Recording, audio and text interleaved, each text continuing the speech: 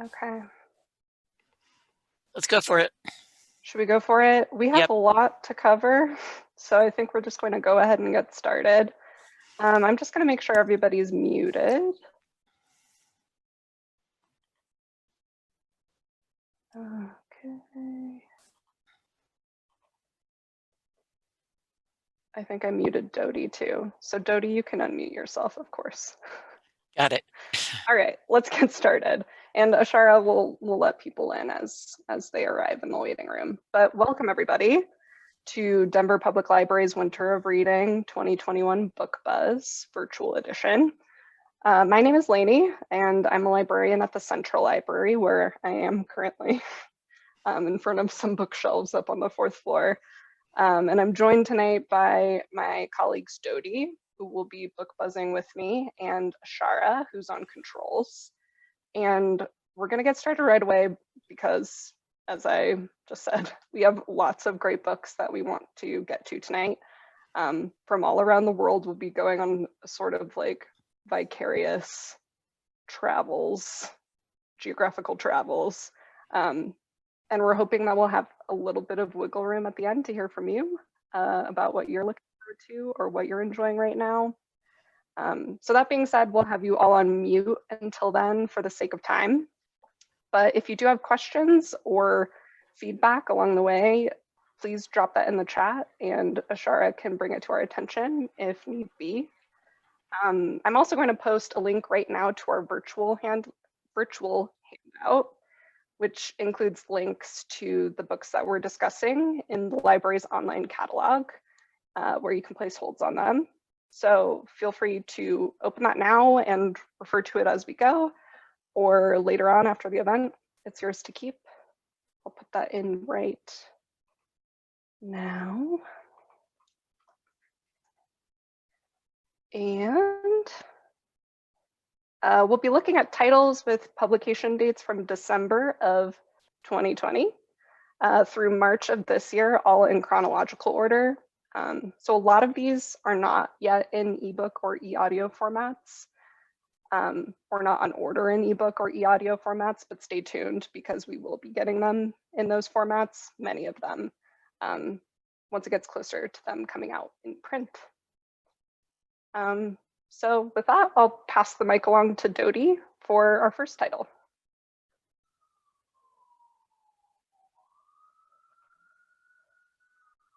Dodie, you're muted. I'm muted because there were people doing work here, rolling carts through the office and stuff. Oh, gotcha. Okay. Sorry, everybody, about that. Welcome. Happy to have you here with us this evening, and consider us your happy hour entertainment for today. The first book I'm going to be talking about today is Big Girl, Small Town by Michelle Gallen. This is from Algonquin Workman and came out in December. And we have the e-audio and the print version on order. This is Gallen's debut. It follows the experiences of a plucky chip shop worker in Ireland right in the post-Troubles years, so in the early 2000s. She's 27 years old. She's on the autism spectrum. And she's working at a coffee shop or a chip shop, and she's trying to deal with her very irresponsible mother in the fictional town of Akiboki in Northern Ireland. Once the site of clashes between the IRA and British soldiers, this violence continues to haunt her family in the present. So if you have any interest in the Troubles, I know some recent series on TV have sort of exposed what that time was like in Ireland in the mid 1980s to the mid 1990s. This is a book for you. If you like reading about characters with invisible disabilities, you might like this. It can be compared to Helen Hoang's The Bride Test or The Girl He Used to Know by Tracy Garvis Graves. There's a lot of Irish vernacular in this book, so I just put into the chat Galen's glossary that she created on her website so that you can understand what some of the words and phrases are that she uses in the book. All right, now Lainie's going to tell us about Black Buck. Yes, Black Book by Matteo Ascarapour, which came out this past Tuesday from Houghton Mifflin Harcourt. This is the latest read with Jenna pick. So if you're in Jenna Hager Bush's book club, this is the next one up on the docket. We have it on order in book and ebook formats at the moment. And it's a startup culture takedown. So I'm sorry to anyone here who works for a startup, but actually you're probably the perfect demographic for reading it. You'd probably connect with it best. But it's a sort of like brash, absurdist take on ambition and race in our brave new world. For anybody who enjoyed Such a Fun Age by Kylie Reed or anything that Dan Z. Senna has written. In it, a young Black man, Darren, who is 22, just graduated first in his class from the prestigious Bronx High School of Science, but he is perfectly happy to forego college and continue living under his mother's roof and stay busy instead as a barista for a bustling Midtown Manhattan Starbucks. Lots of unrealized potential there, perhaps. But when Darren unintentionally captures the attention of a rising startup CEO when he's serving him coffee, his days of unambition are over. He's invited to become the only Black employee at Someone, which is spelled SUMWUN in typical startup fashion, which is some 36 floors above his former workplace, the Starbucks where he's been working since high school. And he finds himself pitted against a group of upwardly mobile, hyper-driven white coworkers, all looking to impress and get ahead. So to survive, Darren invents Buck, which is his ruthless alter ego, intent on the same. Tragedy strikes though, so Buck has to change his track, and he ends up cooking up a rival startup with a focus on helping young people of color infiltrate the elite sales industry.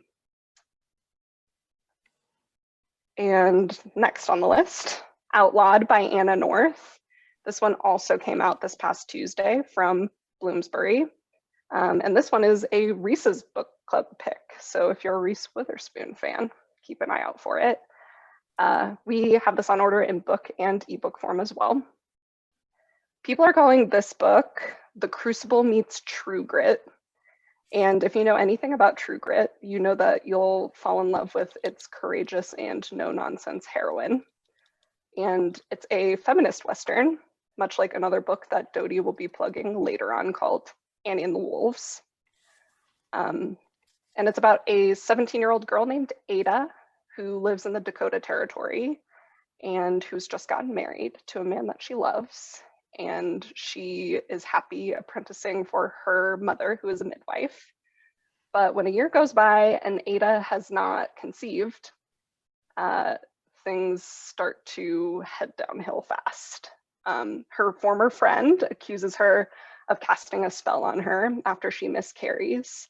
And to save her life, Ada flees to a nunnery to avoid accusations of witchcraft, which are routinely leveled against childless women in her town. There, a nun suggests that she joins up with the Hole in the Wall gang, which was a real gang, though this one is a sort of reimagining alternate history version of the Hole in the Wall gang. In this book, the Hole in the Wall gang is a band of female, queer, and non-binary outlaws led by a charismatic preacher turned robber known to everybody as the Kid. And it's the Kid's goal to create a safe haven for outcasts like Ada and her fellow gang members. And to do that, the gang is going to have to put their lives on the line. So Outlawed sort of dusts off the old myth of the Old West and the frontier as this promising land, making it into a promised land for LGBTQ people at large. All right, Dog Flowers is up next. This is a memoir. It's coming out the 12th, and we're going to have it in print. Eventually, I think we will see it in ebook format as well. It's from Random House. Danielle Geller, the author of this book, her mother dies from alcohol withdrawal during a period of homelessness, forcing Danielle to go to Florida to sort of pick up the pieces of her mom's life. Using her training as a librarian and an archivist, she gathers her mother's artifacts, basically, and everything that will fit in one suitcase. So with this one suitcase, she goes on a journey of discovering her family's history, the tragedies, the highlights, and it makes her confront the decisions that her mother made after being forced to leave her Navajo reservation. Danielle returns to the reservation and learns more about herself probably than she learned about her mother. It pays homage to the past and traditions of our families, our heritage, and will really give you a backdoor look of what it's like to be sort of ex-res. The comparisons to this, if you're interested in other Indigenous populations, for a First Nations perspective, you may want to pick up In My Own Moccasins, a memoir of resilience by Helen Knott, that's K-N-O-T-T, or learn about Australian stolen generation in Too Afraid to Cry by Ali Eckerman.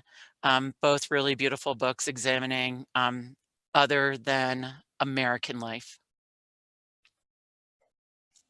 Next, we have The Rib King by Ladie Hubbard, which comes out the 19th of January from Amistad HarperCollins.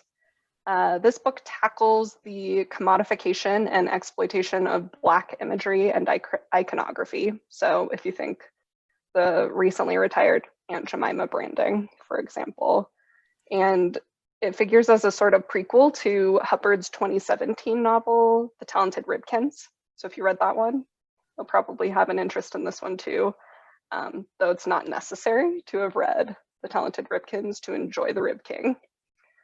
It's 1914 in New Orleans, and the well-heeled Barclays plucked August Sitwell out of an orphanage's obscurity 15 years ago, offering him a new lease on life as the groundskeeper on their estate, where he becomes one more Black man among their all-Black staff.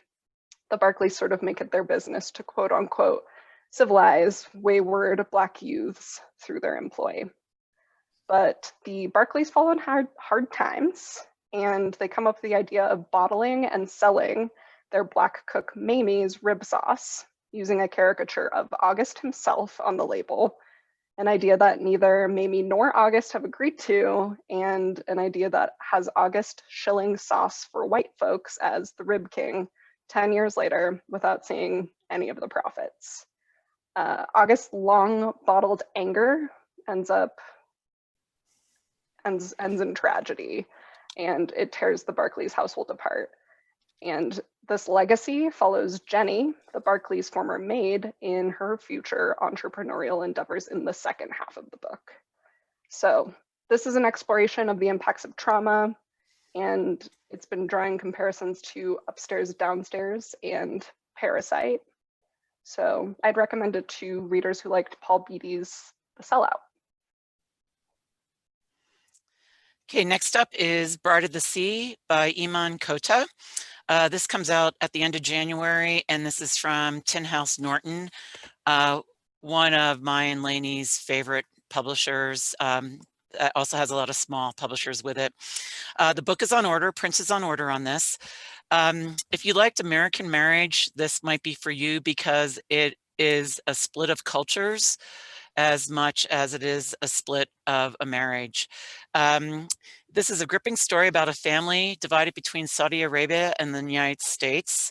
Sida and Munir, they live in Cleveland as newlywed university students, and they're starting to drift apart even as they are expecting a child. As divorce looms, Munir moves back to Jeddah, leaving Sida home in the United States. She chooses to run away a couple times as an adult, running away with a child, because she's afraid that her husband will find them and take their child back to Saudi Arabia. This forces everyone to live a life of lies. The people that are protecting Sita, the people that are trying to help Munir find his child. And the way it affects the extended family dynamic is central in this novel. Even as it talks of immigrant lives, it talks about lives that are spent examining religion and identity and Saudi culture. In a similar vein, Divide Me by Zero by Laura Vapignar and Daniel Alarcon's short story collection, The King is Always Above the People. Next we have We Need to Hang Out, a memoir of making friends by Billy Baker, which is out the 26th of January from Avid Reader Press from Simon & Schuster. This is a book for everyone who has ever struggled to make or maintain friendships as an adult, which I know I have, and I know that the pandemic has made that struggle about 1,000 times worse.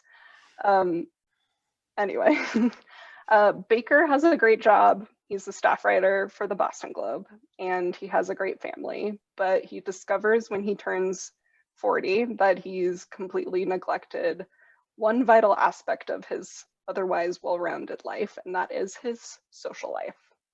He's assigned by the Globe to write an article about modern loneliness, and he finds that it's rampant, especially within his own demographic, his own peri-middle-aged male demographic, and that it can be fatal. Apparently, chronic loneliness is right up there with smoking, obesity, and heart disease in increasing a person's risk for premature death. So the fun part of this book, though, is that it lays out all of the ways in which Baker attempts to thwart the loneliness beast for himself.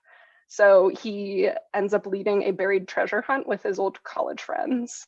He organizes a ditch day with a bunch of his former high school classmates, and he starts a sort of frat house for middle-aged guys in his neighborhood, experimenting with ways to keep in touch with his friends no matter how hectic their lives are.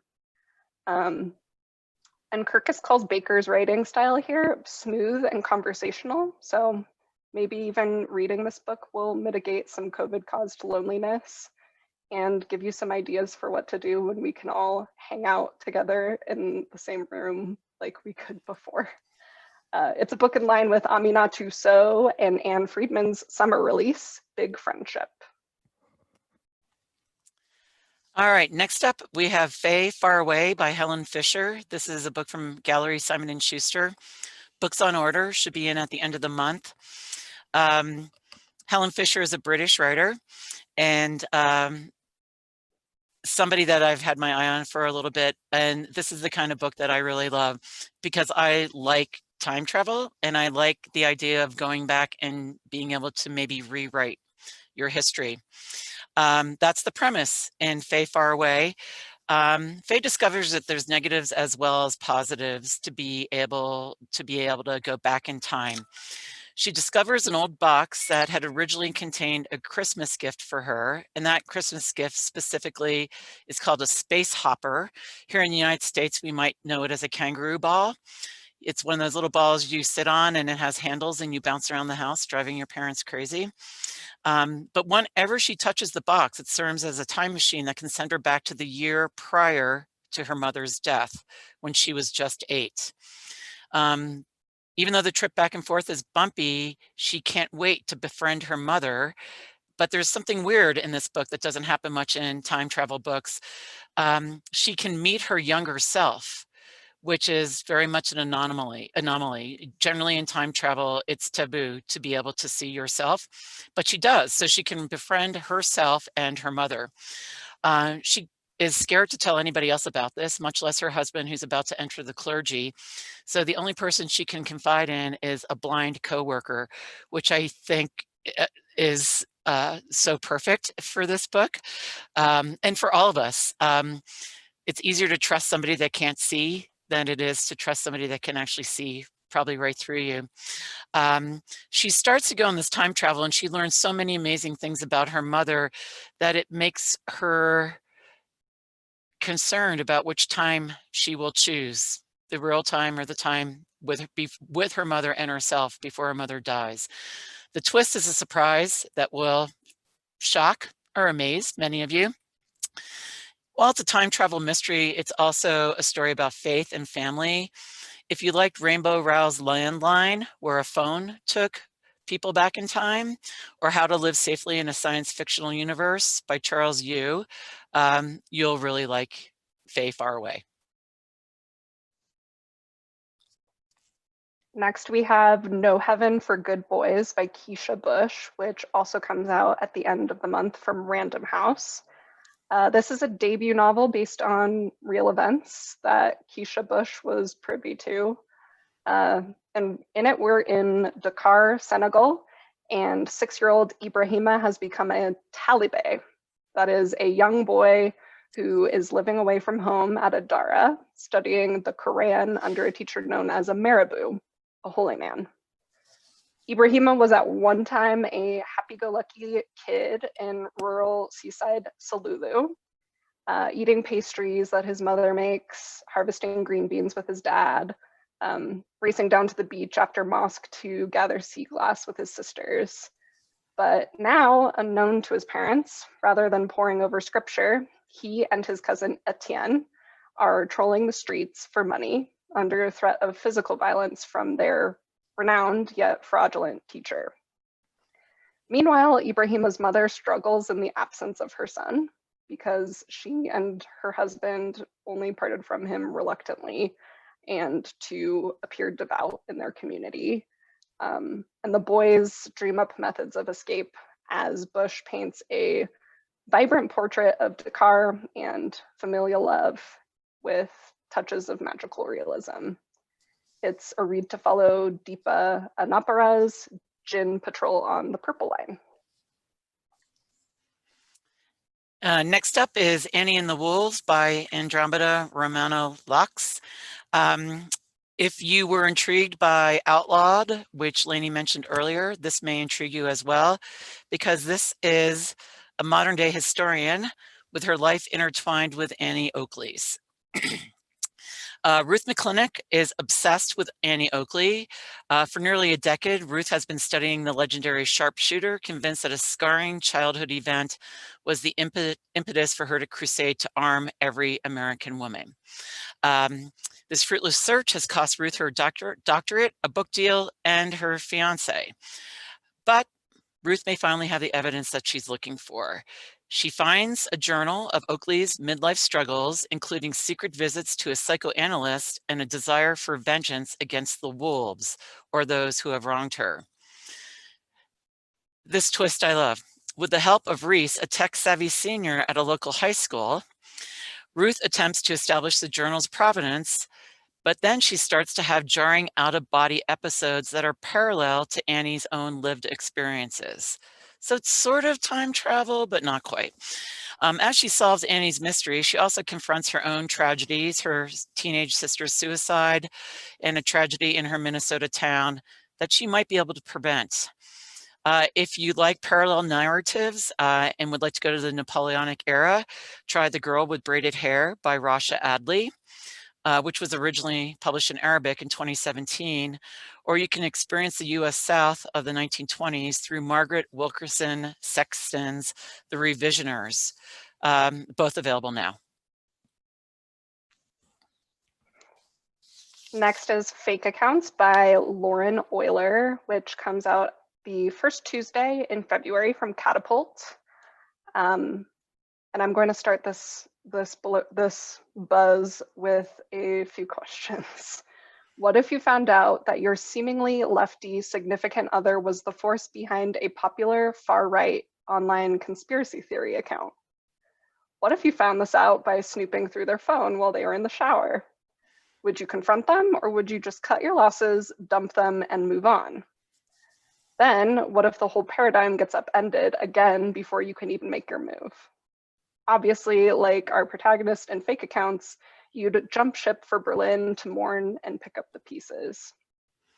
Fake Accounts is the bitingly funny, dripping with satire debut novel from the notoriously sharp critic and culture writer Lauren Euler. If you've read anything by Lauren Euler, you'll know what I mean. She's not shy about poking holes in people's books. set firmly at the crossroads of the Instagram and Trump eras. A book reporting direct from the psyche of a generation raised both pre and post widespread internet, like me, a generation that supposedly values authenticity, but one that also wrought and continues to buy into the social media machinery that corrupts the very notion of authenticity. This book is complete with a bit about the warping influence of Louise Fitzhugh's Harriet the Spy, which I really appreciated. I loved that book when I was a kid, and an all-knowing Greek chorus of ex-boyfriends. Pick this one up if you like Gia Tolentino. It's a read that will make you feel smart and edgy. All right, next up is The Removed by Brandon Hobson. Brandon Hobson is a relatively new author on the scene. This book is from Echo Harper, and it'll be available beginning of February. Sorry for not mentioning this. He's an enrolled citizen of the Cherokee Nation of Oklahoma. And in this book, he brings us a beautiful novel about a Cherokee family and their ancestors. The Ichota family has lost their middle child, Ray Ray, to a police shooting. 15 years later, family members are still trying to reckon with this tragedy and their grief. Ray Ray's mother, Maria, is searching for the strength to survive and to forgive and to manage another loss. Her husband, Ernest's memory to Alzheimer's. The youngest son, Edgar, turns to drugs and finds himself constantly hovering between life and death. And Sonia, the oldest daughter, becomes entwined with a younger man who is somehow connected to the family's past.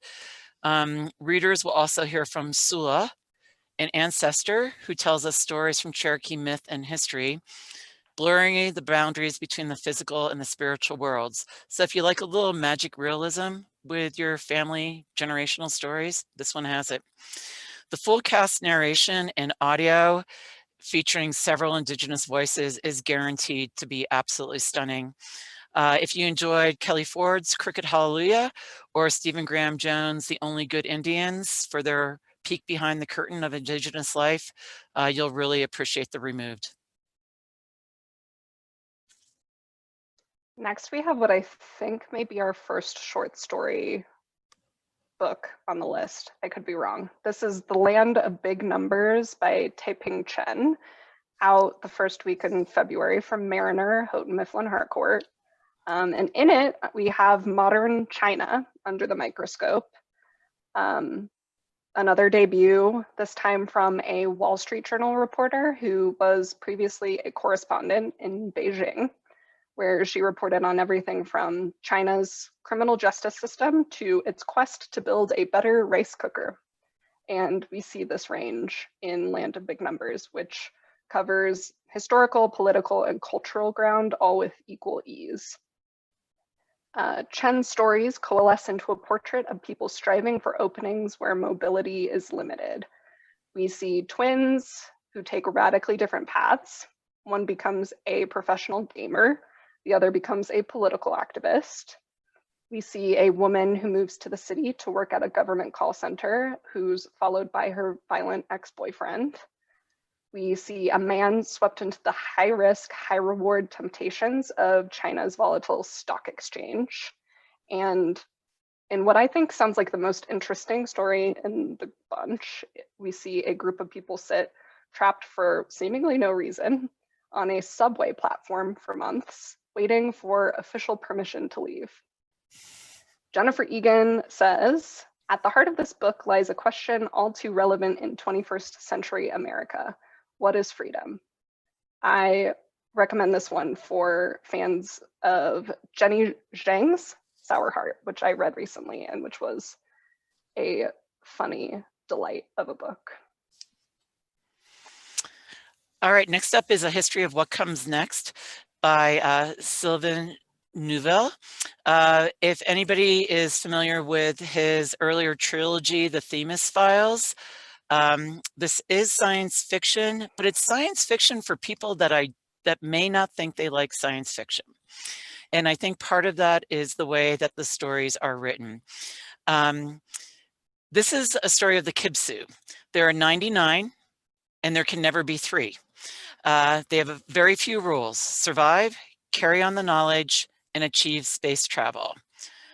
But the Kibsu don't know where they come from. They do know that they are centuries of women who have defied their place in history. The story follows a mother and daughter pair, Sarah and Mia, in the 1940s. It's the end of World War II, and Mia is sent, allegedly, by the Office of Strategic Services to infiltrate the German rocketry program and recruit Werner von Braun to their side. There's a theme throughout the whole book about generations of women sneaking into holes of history where they didn't belong. And I think we're seeing that a lot right now in nonfiction, books about women that were in holes in history that are now sneaking out. We're now finding out what these women did in history.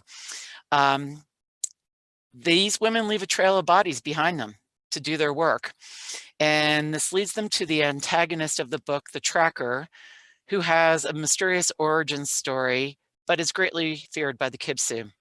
So in short order, you have feminism, 1940s rocketry, and the beginnings of the space program, all done in intense, lightning-fast literary style.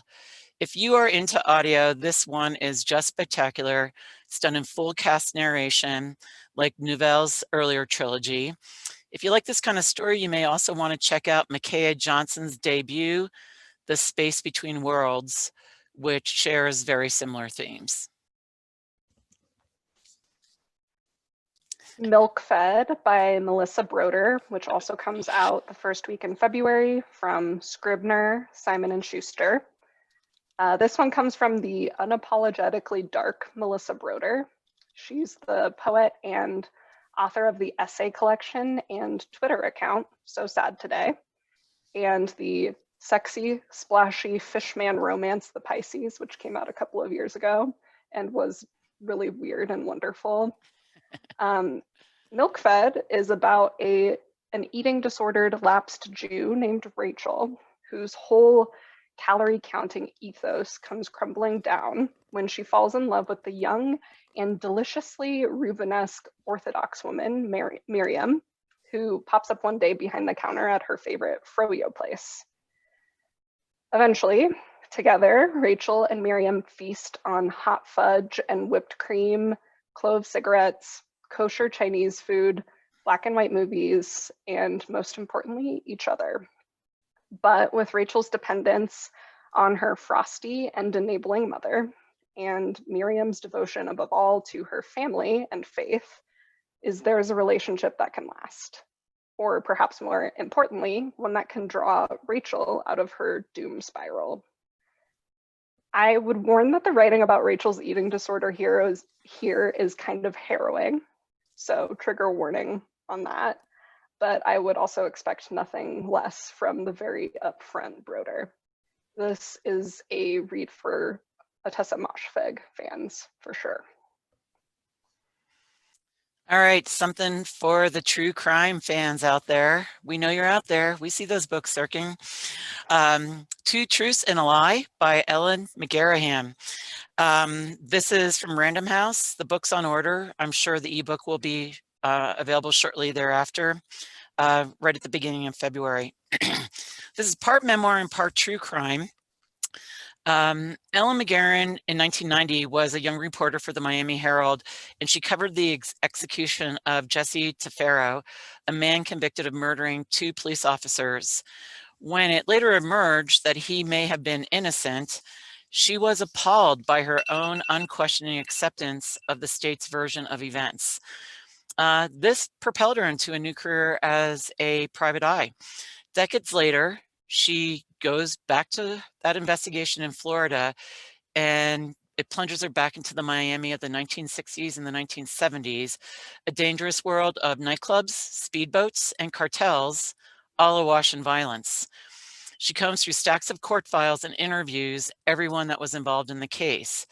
But even as she draws closer to the truth, the story of guilt and innocence becomes more complex, and she gradually discovers that she hasn't been alone in her need for closure. Because when a human life is forcibly taken by a bullet or by the electric chair, the reckoning is long and difficult for all. If you're intrigued by this, try picking up I Spy, How to Be Your Own Private Investigator by Daniel Ribicoff, or The Corporation, The Epic Story of the Cuban American Underworld by T.J. English. Next we have Gay Bar, Why We Went Out by Jeremy Atherton Lynn, which comes out the second Tuesday in February from Little Brown Hachette. And like the previous title, We Should Hang Out, this is another read to transport you to a simpler time when gathering was commonplace. It's pretty apparent now more than ever that nightlife is in trouble, and considering the central place that the gay bar holds in LGBTQ culture, this is especially troubling for the LGBTQ community. In Gay Bar, Lynn considers the significance of the gay bar pre-pandemic, a time when they were already endangered, already shuttering right and left. He considers what they are, how they affected him, and how they contribute to gay identity. He ends up crisscrossing oceans in this book, taking stock of the particular gay bars that marked him personally, with, as the publisher says, each club, pub, and dive revealing itself to be a palimpsest of queer history. So we see Hollywood nights in the 1970s. We see cruising tunnels built beneath London in the 1770s. We see bars in the aftermath of AIDS, and we see today's fluid queer spaces. You may know about Stonewall, but you probably don't know about all of these other vital brick and mortar watering holes. Author Catherine Engel calls Gay Bar searching, erudite, and sexy. Gay Bar is about pleasure, but deeply serious too. I think this is a read for anyone who likes Alexander Chee, Olivia Lang, Maggie Nelson, or Hilton Owls. All right, Under a White Sky, another piece of nonfiction. The Nature of the Future by Elizabeth Colbert. This is coming out in early February from Crown Random House. Print book on order, ebook will be following shortly.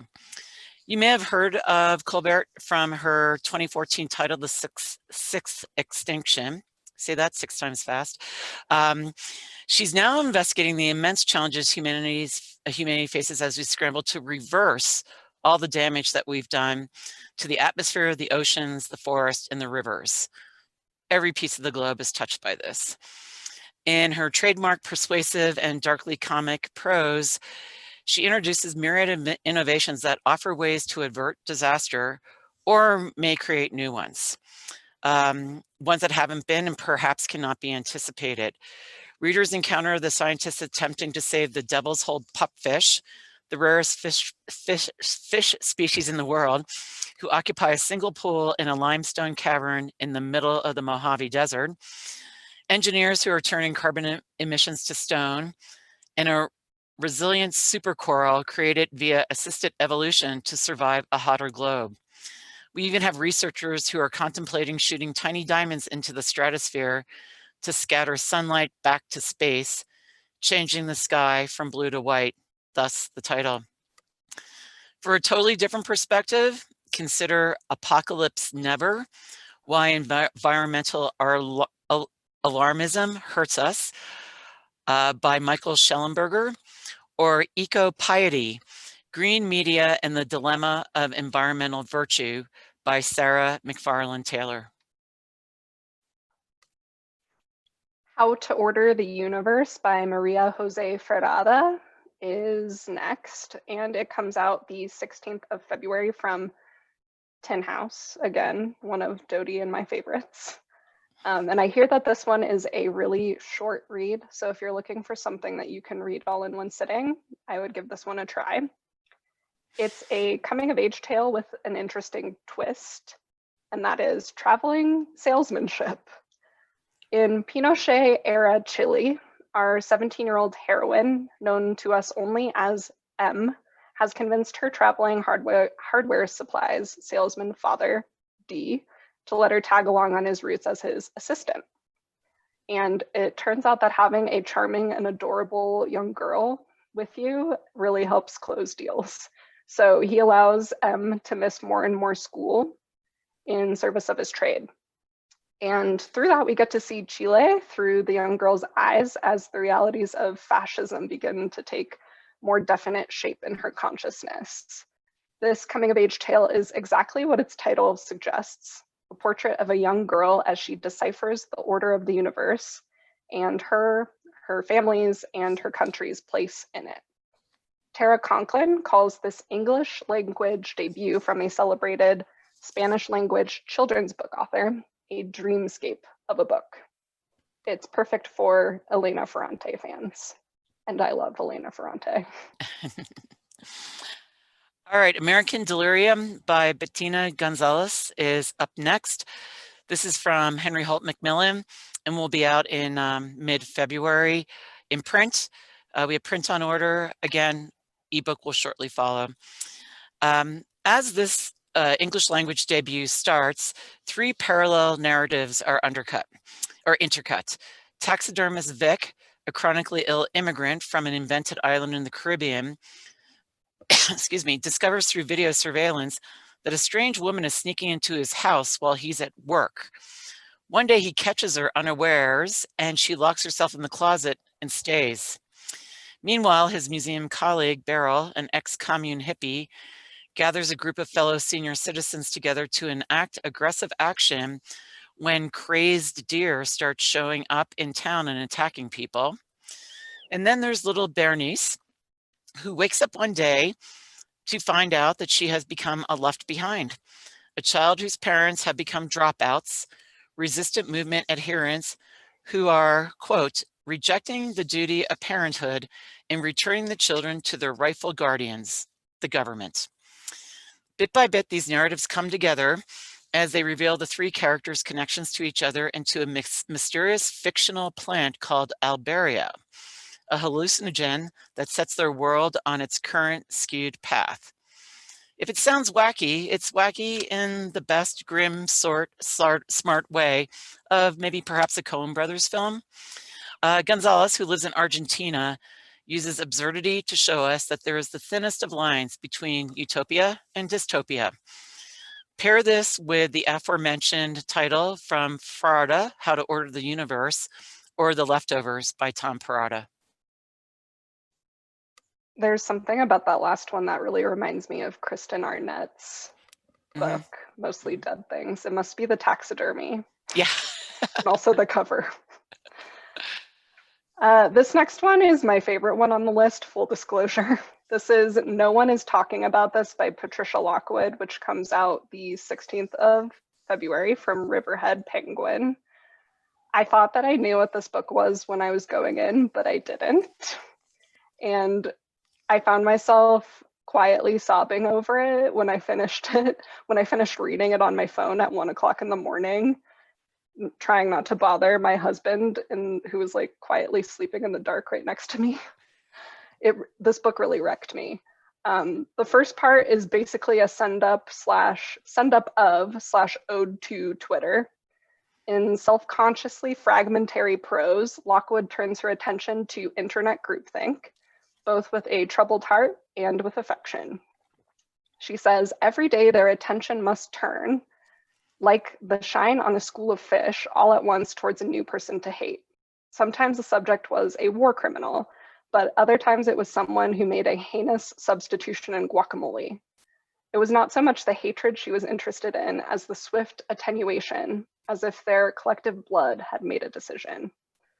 But she also thinks that it's kind of wonderful how everyone agreed that sneezing, spelled Sneazing, was clearly the best / funniest way to spell sneezing. This protagonist of ours in this book gains internet notoriety with a tweet that she feels ambivalent about at best. And that tweet is, "Can dogs be twins?" And she becomes a sort of go-to talking head on the social media culture media circuit. She wonders if she'll live and die with the portal, the term that she has coined for the internet, as her blood supply. Can dogs be twins? Etched on her tombstone. But then, and this is where everything in this book turned around for me, and it turned into something that I did not expect. A hiccup in her sister's pregnancy rewrites all the rules in her extremely online life, and the book and our protagonist pivot their attention to ostensibly bigger questions, but questions that actually dovetail quite nicely with her earlier questions about online existence. What makes us human, and why are we here? This book has all the hilarity and the depth of Lockwood's previous work, and I just cannot recommend it highly enough. I love Patricia Lockwood. She's amazing. All right, the upstairs house. And I'm going to tell you guys, I just looked at the clock. We've got 6 more books. We're averaging 2 minutes a book. We might run over a little bit. Stick with us if you can. If not, we understand. Okay, The Upstairs House by Julia Fine. You might remember her from her 2019 title, What Should Be Wild, which was a wonderful fantasy romp. In the Upstairs House, Julia Fine takes a rather high concept idea and makes it sing. Easily described as postpartum woman suspects a mad woman in the attic, there is so much more to this book than that. She delivers an imaginative and barely restrained, careful musing on female desire, loneliness, and hereditary inheritances. And that doesn't strictly mean just the DNA of heredity, all kinds of heredity. She's just given birth to her first child and is mostly raising the child on her own while her husband works. She's exhausted and drained, and she's also racked with guilt over her unfinished dissertation, a thesis on mid-century children's literature.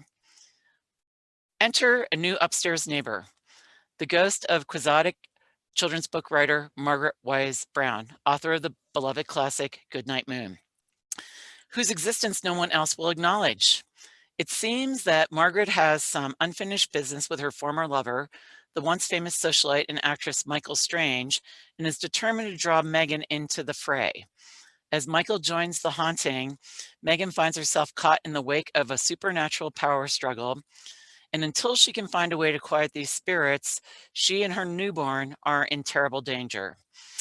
If you liked Forthcoming Manor by Kate Riordan or Daphne du Maurier's Rebecca, those would be appropriately creepy reads to go along with this. Next is The Slaughterman's Daughter by Yaniv Iscovitz, which comes out the 23rd of February from Schocken, Random House. And I have an obsession with anything Russian, which is why this title is on the list. It's a Hebrew to English translation that follows a couple of sisters in Imperial Russia's Jewish Pale of Settlement in the late 1800s, in a story that the publisher says comprises enough intrigue and misadventure to stupefy the Coen brothers. It seems like every publisher wants to compare their book to the Coen brothers, which is fine. I love the Coen brothers. It draws me in for sure. Fanny is the wild, disobedient sister, and Mende is her opposite, but both are wives and mothers in the same shtetl. When Mende's husband abandons her and their 2 children from Minsk, and Mende turns desperate, Fanny obeys her fiery instincts and sets out alone to find him, armed only with her ritual slaughter skills, which she learned from her father, and her knife, which she keeps tied to her leg. Along the way, meeting and accepting the help of a ferryman named Zizek, who hasn't spoken since he returned from a stint in the Tsar's army. Soon, however, Fanny's family score becomes much bigger than they are, and they attract the attention of the head of the secret police, and they end up threatening the foundations of the Russian Empire itself. It's a funny and farcical, rollicking read that addresses ever-relevant political and personal questions, called Fiddler on the Roof meets Tarantino. Iscovitz's Black humor here does for Imperial Russia what Anna Burns has done for Troubles-era Ireland in books like Milkman and Little Constructions. Okay, here's another read for folks that like true crime. The Babysitter, My Summers with a Serial Killer by Liza Rodman and Jennifer Jordan. This intertwines the story of Tony Costa and his brutal murders of several women in the town of Truro, Massachusetts, with the personal tellings of the author concerning her experiences with her abusive mother and her interactions with Tony, who happened to be her babysitter. Of interest is the alternating style of the chapters. One plot line is memoir-ish, written by Rodman, about her time with her mother and Tony. And the other chapters are the chronicle of Tony's life and his decisions and his crimes, described in a more sort of biographical, clinical manner. This makes reading the book very interesting because you have to keep shifting between the voices, and it allows the details to come out in a different way than in a memoir, which would not be a natural way for those details to be woven in. The real abuse in this book is not so much between the babysitter and Liza, but between Liza and her mother, who, even as Liza told her mother that Tony was the serial killer, her own mother denied it, refused to believe her. You'll be wanting to dig into both of their stories more after you read this. If you really like to get into the minds of serial killers, check out Magnetized, Conversations with a Serial Killer by Carlos Busquets, or American Predator, The Hunt for the Most Meticulous Serial Killer of the 21st Century by Maureen Mcgarrahim. And I think I forgot to mention that does not come out till the beginning of March. And every book after this, you will not be able to find in our catalog quite yet, but look for those to appear sometime in mid-February.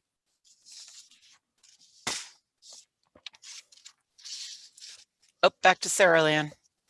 Oop, back to Committed. There we go. Okay, Committed. This is by Viet Thanh Nguyen. It's the follow-up to The Sympathizer, which won the 2016 Pulitzer Prize. This comes out in early March from Grove PGW. The Sympathizer sold over 1 million copies worldwide, and it is the rich and exhilarating story of friendship, loyalty, and greed, mostly set in Vietnam. The Committed is set mostly in 1980s Paris, and it follows the characters from The Sympathizer as they try to fashion new lives among all the wretched of the earth. Author Nguyen gives readers an unsparing look at the poisonous effects of ideology, whether that be colonialism, communism, or capitalism. And he explores the deep-seated need that humans have to believe in something. As in The Sympathizer, Nguyen keeps the thrillerish aspects at a low boil, emphasizing a mood of Black comedy driven by the narrator's intellectual crisis, balancing his hero's existential despair with the lurid glow of a crime saga. This is a deep, compelling, and humorous portrait of how lives are shaped by fictions others imagine for us, as well as a quirky intellectual crime story that highlights the Vietnam War's complex legacy. This is for fans of Ocean Vuong's On Earth We're Briefly Gorgeous and David Bergen's The Time in Between. Sarah Land, a collection of stories by Sam Cohen, also comes out in early March from Grand Central Hachette. I love the story collection's conceit. Each story's protagonist is a different Sarah, or perhaps an alternate universe iteration of the same Sarah, so that Cohen creates a whole galaxy of Sarahs in a play at probing the multitudinous possibilities of narrative and selfhood. Cohen takes on a range of topics, chief among them gender and sexuality, and how we've talked or not talked about the two through time, and comes at them from various speculative lenses, from alternate history to magical realism to futurism. Blurbs from the likes of Amy Bender, Kimberly King Parsons, Michelle T, and Jean Kyung Fraser, Jack Jemk, give you an idea of who we're dealing with. Andrea Lawler, who wrote Paul Takes the Form of a Mortal Girl, says that Sam Cohen's stories rewire the brain. Sarah Land is satisfyingly queer, dirty, insightful, disarmingly generous, astonishing in its craftsmanship, and so funny. One Sarah pursues an MRS degree, which makes me wonder, I guess my mom is not the only person who still says MRS degree, and is swept into a culture of normalized sexual violence. Another Sarah plays dead for a wealthy necrophiliac. A Buffy the Vampire Slayer loving Sarah uses fan fiction to work through a romantic obsession. We see too a Bible era trans Sarah, an aging lesbian Sarah, literally growing roots. Each Sarah a furthering of Cohen's proof that the self is not a fixed thing, and that the urge to define it amounts to little more than a fool's errand. In short, there's more to Sarahland than Sarah. Okay, next up, another collection of short stories, Reality and Other Stories by John Lancaster. This is from Norton, comes out in early March, and we know that this item's not in the catalog, but I know the book is on order. This is a collection of 8 contemporary ghost stories with horror stemming from the irresistible power that technology has over us. I think we've especially felt that in 2020. In real life, many are obsessed, distracted, impolite, floating through a world of unraveling human bonds and never-ending notifications. Apologies if you heard those coming off of my phone. Could fiction be worse? In nearly all these stories, the soft power of technology takes over the lives of the hard-headed. These characters' inbred processing powers fall down when they meet with ghostly apparitions and phones that ring from nowhere. The point is that most people don't really know what reality is in the technological age. Is that thing you saw on TikTok real? Is that Facebook post true? Is it really possible to have emoji eyes and a pointed nose? The point is that we can't make this out, and we can't make this stuff up ourselves. Readers may identify with the sandwich generation narrator of Cold Call, a stressed middle-class professional plagued by unwanted demands via her mobile phone, or see an unsettling reflection of themselves in the group of academics in the story, We Happy Few. They celebrate their mutual backpatting for rising above the stupidity and spite of trolls and Twitter. This collection of mind-bending stories is about the multifaceted scariness of the ways of current society. For more short story fun, check out T.C. Boyle's collection, The Relive Box, or Shishun Lu's To Hold Up the Sky. That one sounds kind of like Black Mirror, though I've only seen a couple of episodes of that show. Yep. Next is Who Will Pay Reparations on My Soul, a book of essays by Jesse McCarthy.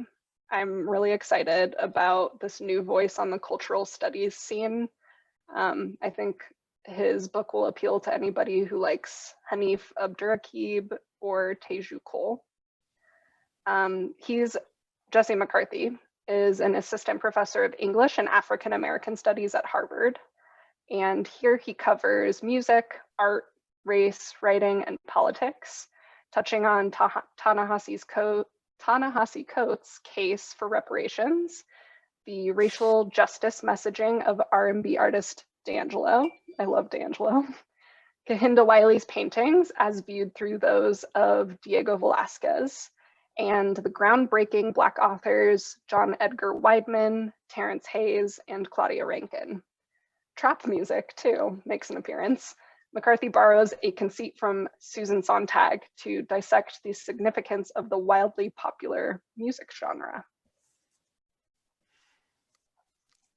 Okay, I think this is our last book, Heaven No Hell. This is the only graphic novel on our list.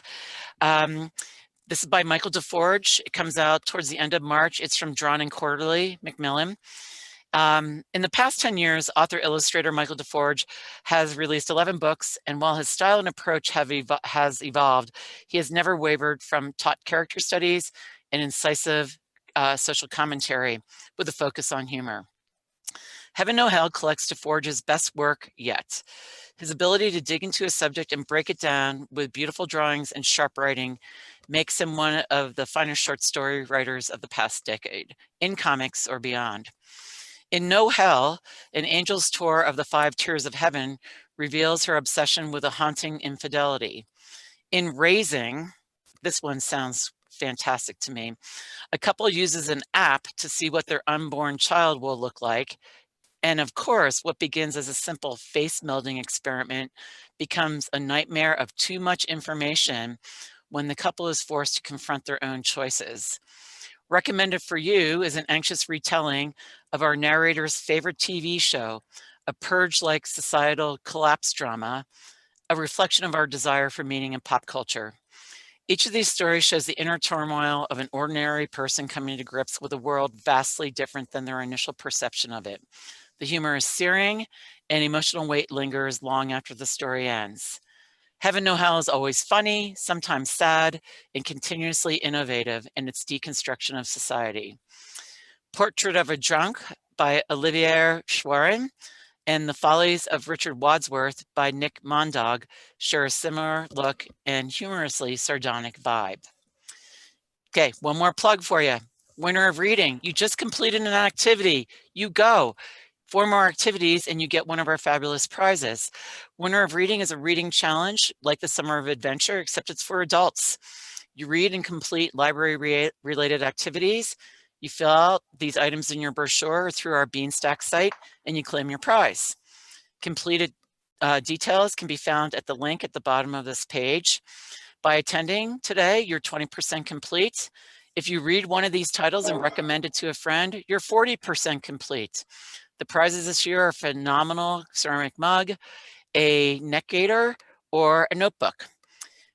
Don't forget about our Battle of the Books. You see it here, 5th item down on the page with Jim Mustick coming up next Saturday, the 16th. And you'll be able to vote on a recommended book to be added to 1,000 books to read before you die. Here's a big reveal. One of our panelists will be Governor Polis. He will be suggesting a book to go into 1,000 books before you die. Another celebrity is our own director, Michelle Jeske. We'll have Manuel Ramos, Renee Fajardo, and Adrian Miller, the soul culinarian. I can't forget his soul food scholar, also of Denver, and it's going to be a lot of fun. And that's next Saturday at 5 o'clock. And details for registering can be found at the Winner of Reading site. We ran out of time, but if anybody wants to throw anything into the chat, any questions for us, we'll sit on for a couple minutes.